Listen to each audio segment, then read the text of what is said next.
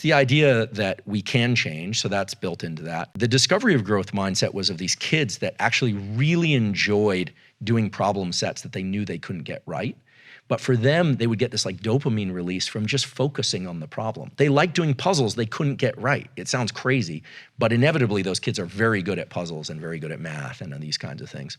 So growth mindset is, I believe, if it's sort of a neuroscience lens on growth mindset, would be that the agitation and stress that you feel at the beginning of something and when you're trying to lean into it and you can't focus is just a recognized gate. You have to pass through that gate to get to the focus component. And then if you can reward the effort process, you really start to feel joy and low levels of excitement in the effort process. That's that buffering of adrenaline. That's that feeling like, yes, I've got a lot of adrenaline in my system, but I'm on the right. It feels good to walk up this hill, so to speak. And when you start to bring those neural circuits together, you really start to create a whole set of circuits that are designed to be exported to any behavior you want. So if it's writing a book, great. If it's podcasting, great. If it's building a business, great. If it's building a terrific relationship, great. Then the circuits that Mother Nature has designed are incredibly generic so that we could adapt to whatever it is that we need to do.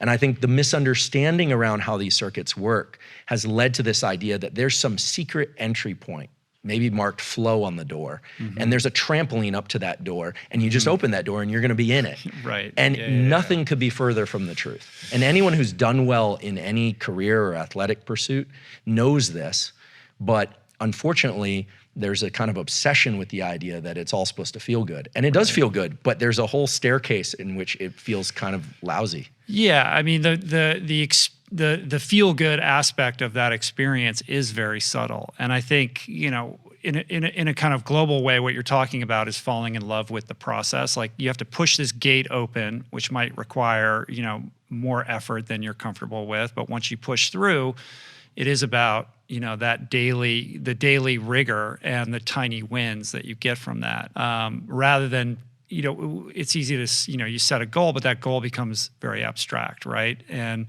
it's those tiny little things that you're getting done every day that bring you that internal satisfaction that are like calibrating that plasticity. Is that what you're saying? Yeah, absolutely. But the idea that you can self-reward the effort process is extremely powerful, because what it means is that if you can recognize agitation, stress, and confusion as an entry point to where you eventually want to go, I do think that even just mental recognition can allow people to pass through it more easily.